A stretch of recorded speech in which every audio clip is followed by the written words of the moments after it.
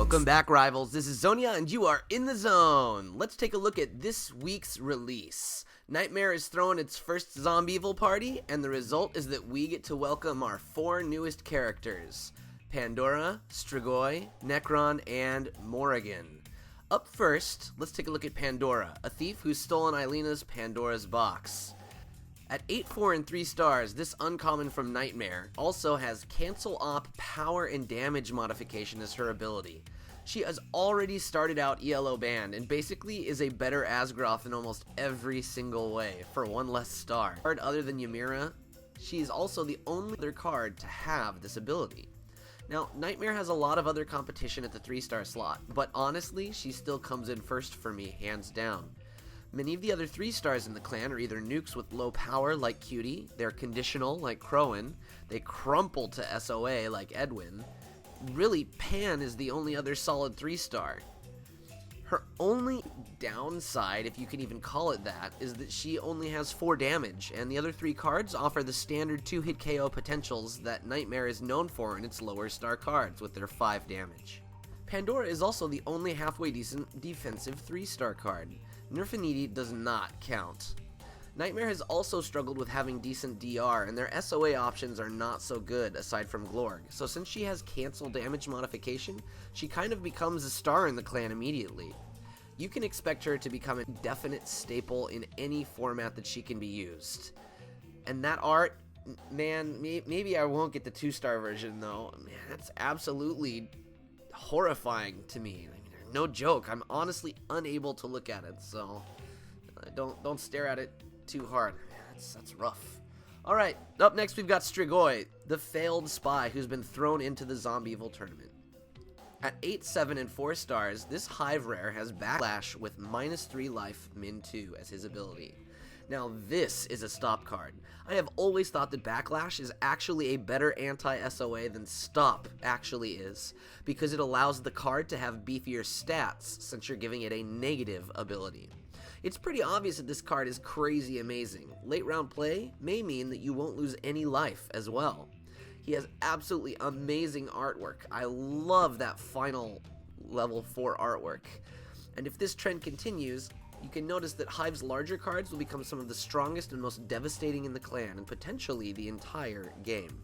One of the best parts of Strigoi is that he'll be able to hold his own against any amount of stars that he goes up against in most situations. He's a very strong card and very solid that is balanced by his ability. Thank goodness it's not min 0, and that is the true selling point to me. He will almost definitely be a staple, but he will require you to be able to basically win the game via KO, otherwise you might end up with a tie. This makes him better suited in T1 formats where it will be easier to get that KO. This is one card you are definitely going to want to own. Next up is Nekron, the man responsible for Eilena starting this whole mess. At 9-3 with 5 stars, this rare from Skills has growth with Regen 1 max 15. This is a great split damage card. It's useful on all 4 rounds because of Regen, so you can even use him in round 4. He has a solid ability with great protection. His downsides are that he's not really a KO guy, so he's going to be in big trouble versus cards like All Stops or even Cancel Life Modification cards, which are going to cut his 7 to 9 life gap down to, well, 3. He's not really safe in half decks either, but 9 power is 9 power, man. Solid and crazy high power, you're definitely going to be expecting to go in for a 4-round match. So with Skills, you're either going to have to win 3 or you're going to have to bring a lot of damage dealers in order to take 2. And with the 9 power, that's going to make it a lot easier for this card. Honestly though, I think I'd rather have the extra damage and a different kind of gimmick on my 5-star card, like on Kayla CR, Michael, or Mandrak. But with the new cards like Yomi LD, and coupled with cards like Sandro, this could be a really interesting pairing for a different type of Skills deck that can take 3 rounds, due to the crazy high power and abilities. And finally, we have Morrigan, the other unwilling but unshaken contestant in our zombie competition. At 7-7, 5 stars, this common from All Stars has Stop -5 damage min 1 as her ability. Now, wait a minute. Is zombie killing now a sport? Okay, sure, why not? This is a pretty amazing stop card, honestly, but it's still a stop card. The reason it's amazing is because it has the stats it needs without its ability, 7/7, so essentially Oyo, but it actually has an ability, unlike Oyo, which does a lot of good for this card. It's an amazing ability that absolutely cripples any card with SOA, but it is on your 5-star card, so, you know, take that for what you will. It basically sticks her into the T2 format. This is a horrifying card, particularly in perhaps the T2 deck, so have fun, Jackie CR. I mean, let's be honest here, guys. A common is a common. It's not supposed to be the most amazing card in the world, so it's not going to be the best. But this is not a bad card for beginners to the All-Stars clan. In fact, this may be one of the best beginner All-Star cards for people who just don't have the money, because she'll be a common and her price will be much lower. So with that, I hope you enjoyed today's review. Let's head back in and see what we get from our 4 packs this week. Alright, we've started over, so now we should be right together, so hopefully I don't ruin anything ahead of time. Again, we're looking for any of the newest ones. We're looking for anything from Hive, and we're looking, of course, for Ymira. Ymira's got 1 more week, so we've got to make the most out of these last 2 weeks. First pack, let's see how we do. Oh, I can't see anything. Okay, oh, two rare pack. Awesome. Again, alright. Alright, so we've got Yulati, Fletcher, Boomba, Easter, Miss Sloan, June, and Green D. Fletcher, again, a very excellent uncommon for a Sentinel. There may be some better 2-star cards with more damage, but at 8/2 with that cancel off life mod, which is exactly what you're going to need in order to stop this new 5-star from this week, if you want to take on Nekron. It's also an 8/1.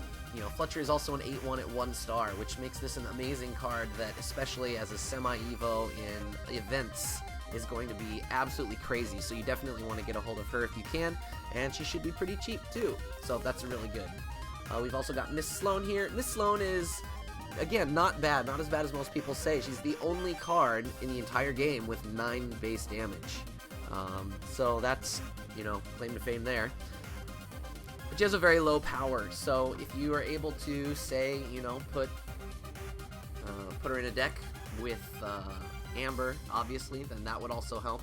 If you're able to put her just early on in the match, you could play her round 1 and then really leave the opponent thinking, has he gone really far in, has he gone later, depending on who you're playing against. So overall, again, a very low power, but very, very high damage and very risky, scary card to have in your deck. June, again, a very excellent 3-star card for the Junks at 5/5 with that -3 power, min 4, is it min 3?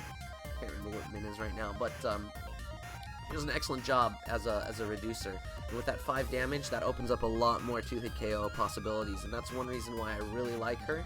Of course, you're going to want to keep Tremor in there more than her, but she does just as well for the damage department. And then we have Green D, which is an amazing DR, as you might have seen in my ELO thing from the last week. She's very fantastic, one of the best DRs that you could hope for at 2 stars, and a very welcome addition to Riots. I'm very surprised to see that it looks like she's only at 7K right now. She's definitely worth much, much more than that. But maybe because everybody got her when she came out, her price is a little bit lower. So, looks like this pack was definitely under. So let's hope that our next pack is a little bit better.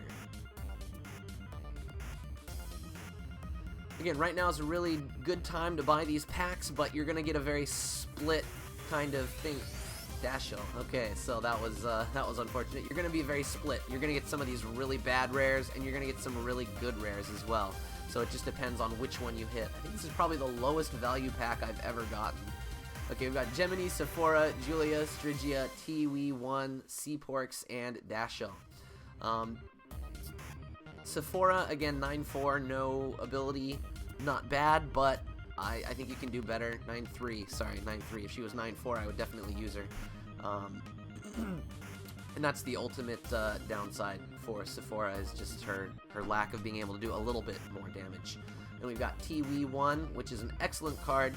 I actually purchased another one last night because I've only pulled one of him from a pack before, so it's nice to get another one. the excellent counterpart to Tiwi LD. You can throw either one in your deck, and the question is just whether or not you want to be able to stop people with low damage, or you want to be able to make sure you get that DR and prevent the KO. And so Tiwi1 is going to fulfill whichever one of those that you really need him to do. And since Tiwi is actual DR, he's going to be the one that's able to stop the KO. So if you value that more, stick him in there. If you value both of them, go ahead and put both of them in there. There are a lot of really good 3-star cards in the Frozen option, so he's got a lot of competition as well. And then we've got Dashel here, which again, not a bad card, 6/7 with tons of attack manip. He's a total of 20. The issue is that a lot of people are running Raptors right now, and so people see him as not a very strong card. And Raptors is going to be, it looks like running really rampant in a lot of formats now, especially with the new clan release also being attack manipulation. So we've got to find a way to deal with the Raptors totally killing a lot of these cards' value and ability. But he's a very good card if you're able to get him off without having to play against Raptors. Against pretty much any other deck, he's going to be fantastic in draining those pills and doing a lot of damage for rescue, which is exactly what you want. Alright, see if we can make it all up by getting one of the really big rares. Oh, there we go, there we go. Alright, excellent. There's a 2 rare pack and a good one. I don't think that's enough in order to make up for the last couple though. Fletcher, Delta, Streaks, Ram, Boomba, Frazier, or Agnes. As far as this pack is considered, just fantastic. Again, Fletcher we already talked about. Streaks, I'm so happy I got my second one now. Streaks is just an amazing card. 8/4 with +1 life per damage. No wonder he's ELO banned. Man, for Uluwatu, that is crazy. And I love the concept of the card. Again, it's just what do you really want from your 5-star. And I think Streaks would really shine in an ELO format, but obviously he is banned for every reason you can think of. 10 power, yeah, that's just crazy. Then we have Ram, also banned, an amazing DR, one of the best that you can think of probably right now. I really put Ram up there with Uranus, not quite as high. Uranus is a little bit better, but Ram is fantastic and excellent as well. So you definitely want to get a hold of Ram if you can as soon as possible. And Agnes, again, the 6/6 with the ability +3 power. Fantastic 4-star card, really good. Half decks and whatever you need. That 6 damage is going to pull her through and make her a real asset for Riots in everything that you do there. So I really recommend getting a hold of her, especially while her price is cheap, because she is a great, amazing card that everybody is going to want in the future, most likely. One of the things that I just wanted to talk about real fast before I open up our final pack for today is, if you've noticed, a lot of these uncommons have very low prices now, and that's one of the reasons why it's actually a lot harder in order to get these 1K, 1K per credit packs, is because usually uncommons are supposed to help carry you through. Uncommons are generally more than 1,000, but a lot of them have fallen quite a bit, and so when you don't have those 5K uncommons in there that it used to be in the pack because of the inflation, it's really brought down your ability in order to do some stuff. Okay, looks like we've got another Streaks. So anyway, just to explain why some of the packs seem to be a little bit harder to get that 1K per credit, that's kind of the reason, is because your uncommons, only a few of them are retaining over 1,000 Clints, and that makes it really hard. It puts all of the burden on your rare, and when the rares are split, that really lowers the price of a lot of the packs. So here we've got Gemini, Oogway, Laiwana, Zera, Stygia, Spidey, and Streaks. Oogway, again, the largest life gapper, 2-star in FPC, so a really nice little card for that. He does have the min, so look out. But otherwise, an excellent 8-power card that they definitely needed. I would definitely recommend him over some of the other cards that may have more power but much less damage. We've got Spidey, again, fantastic with Reprisal. I guess now that Elvira is unbanned, someone told me last week, he is not the only one, but obviously any SOA card is more than welcome in Rescue, so you should definitely get a hold of him at the 4-star slot. And then Streaks, we just already talked about. I'm really, really happy to get another one of him right now. So, honestly, it looks like overall we did not come anywhere close to our 1K per credit amount because we did not hit any of our big cards this time. That's absolutely fine. That's going to happen sometimes, guys. My guess is probably we're somewhere more around 600 to 700 credits per cleanse, which is still going to be better than the main base rate, and that's one of the reasons why, honestly, I still can't complain, you know? I think these packs went well. They didn't go super well. Honestly, with as many weeks as I've gone getting super amazing draws, it's about time I finally had a pretty bad week that didn't hit it. But overall, I'd still be aiming for that 1K per credit mark, because you can hit that as long as you buy enough packs in order to hit one of those super pricey rares. So really, you can't complain about what's going on. You have to just kind of go with it and deal with what you end up getting. And some weeks you get a lot, and some weeks you don't. And that's just how it goes. Anyway, guys, if you liked this video, go ahead and hit that like button. If you really liked it, make sure to share it with your friends. And as always, don't forget to subscribe for more of my Urban Rivals videos. This is Xonia, and you've been in the zone.